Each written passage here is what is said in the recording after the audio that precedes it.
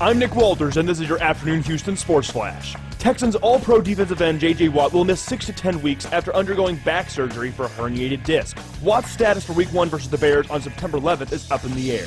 The face of the Texans franchise finds himself on the PUP list to begin camp. A worst-case 10-week absence would project Watt to miss the first month of the season.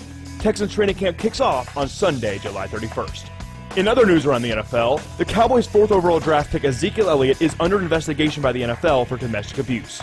Images of Elliott's ex-girlfriend's bruises are circulating the web. The former Ohio State standout running back claims he is innocent of all wrongdoings. In the majors, the Astros host the Angels tonight at Minute Maid Park. Houston looks to nab the opener of this 3-game series. Lance McCullers takes the mound opposite Matt Shoemaker. McCullers is coming off 2 straight losses, and the Astros sit at 51-44, 3.5 games behind the AL West leading Rangers. First pitch is at 7:05. I'm Nick Walters, and you're listening to ESPN 97.5. Good morning, it's Nick Walters here giving you all the latest in sports. The NBA draft last night saw major twists and turns, including dramatic trade action. It started with the expected. With the first pick in the 2016 NBA draft, the Philadelphia 76ers select Ben Simmons. With the second pick in the 2016 NBA draft, the Los Angeles Lakers select Brandon Ingram. But unpredictable NBA craziness ensued for the rest. The Boston Celtics select Jaylen Brown. One trade in particular created a huge stir throughout the league. The Thunder traded 3-time NBA All-Defensive player Serge Ibaka to the Orlando Magic in a multiplayer deal. OKC received a package of Victor Oladipo, Ersan Ilyasova, and last night's 11th pick, Domantas Sabonis. In the majors last night, the Rangers beat the Yankees 9-6 after a 3.5-hour rain delay stopped play in the top of the ninth. The final pitch was thrown at 2:44 in the morning in front of a nearly empty Yankee Stadium. Nick's nugget of the day for you: until last night's loss, the Yankees had not lost a ninth-inning lead since June 1st, 2014. You're listening to Yahoo Sports Radio.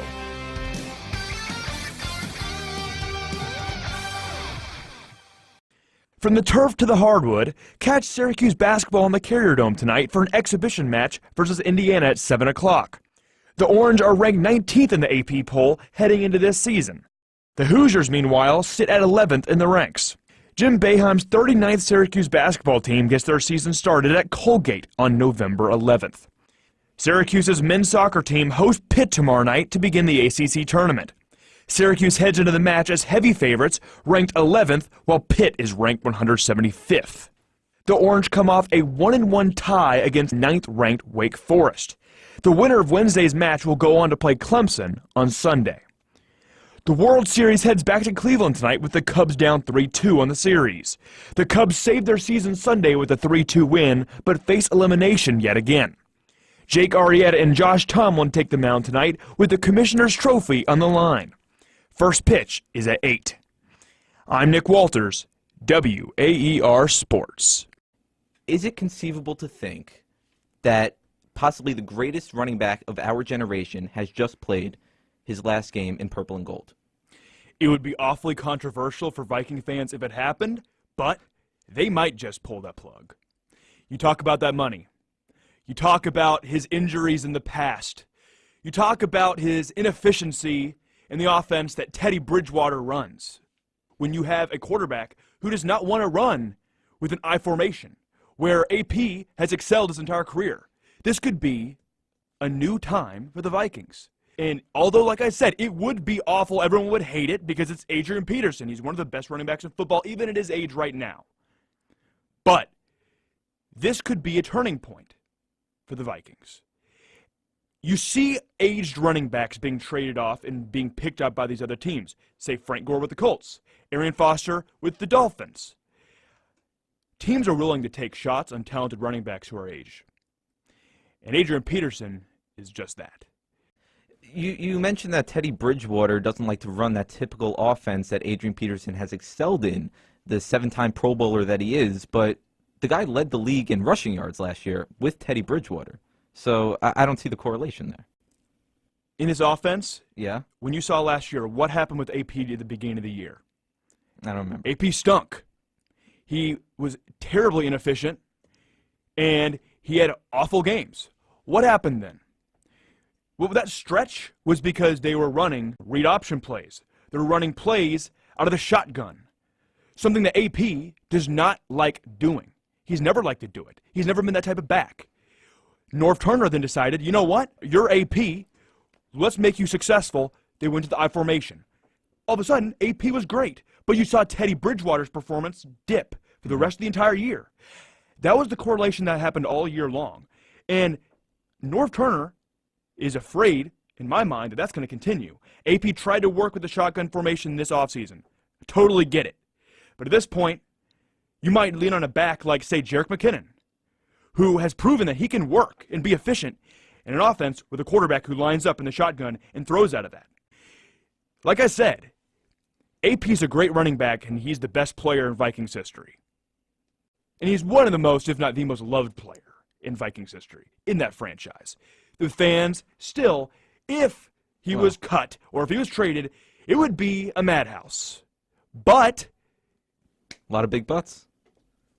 it might just be the best thing to do. When he's scheduled to make $18 million, that's too big of a risk to take. When you're talking about other running backs who have been successful for maybe 1 or 2 years and have had breakout seasons, maybe so.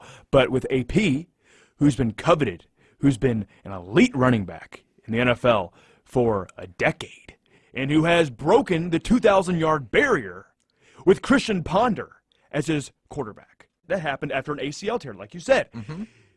This is a guy that is thought around the league to be a freak of nature. And people still see that motivation in the training room. People see that he's healthy. I guarantee you, not every team in the NFL has a good running back right now. And if they're desperate, they're going to want Adrian Peterson, because that right there is an upgrade on almost every team, regardless if it's age 32. And it is a lot of money. I understand that. But when it comes to winning, teams will throw money at guys if that's what gets wins. We've seen it before. And with AP, it can definitely happen, because that can be a type of player that, if he's successful, can propel a team to the playoffs. And if it's a very good defensive team like we've seen with the Seahawks, who don't have Marshawn Lynch, we're going to see with Kristen Michael and Thomas Rawls, but there are teams out there that a key piece like Adrian Peterson could bring them to the Super Bowl. Your Green Bay Packers and Aaron Rodgers, he has entered a rough patch. Are you, as a Packers fan, concerned about that? Jonah, this is a very emotional topic for me. I will try not to tear up. I'll try to get through. Uh-huh. In my opinion. The struggle of being a Packers fan. And I'm going to try to be unbiased as I can. But to me, Aaron Rodgers is still Aaron Rodgers, and he's going to be great. Okay? And listen, it's been rough times, right? Past 12 games for the Packers. Only 7 wins. Which doesn't sound that bad to a lot of people. I know you're a Jets fan. That sounds pretty good. It is pretty good. But for Aaron Rodgers and these Packers to lose in the wild card round with such expectations, that's not what you want. Aaron Rodgers had a very tough situation last year. No Jordy Nelson. Terrible offensive line, flurry of injuries. You had Tom Clements making the play calls last year. Was a disaster the entire time. Now it's back with Mike McCarthy. You have returning pieces on this offense. You have Jared Cook now coming in, who's looking like a very good piece for this offense. You have replacing parts on this line. You have Corey Linsley out. You have Josh Sitton cut. So it's going to be a rough transition for this offense. Eddie Lacy is still trying to get used to not being fat. Okay? At the end, this offense is stacked. It has tons of firepower. It has its talent. It just needs to show it and be consistent. Aaron Rodgers, as we all know, MVP caliber quarterback. When this defense becomes at least above average for 3 straight games, this Packers defense can possibly make it over the hump, something they have not done since 2011.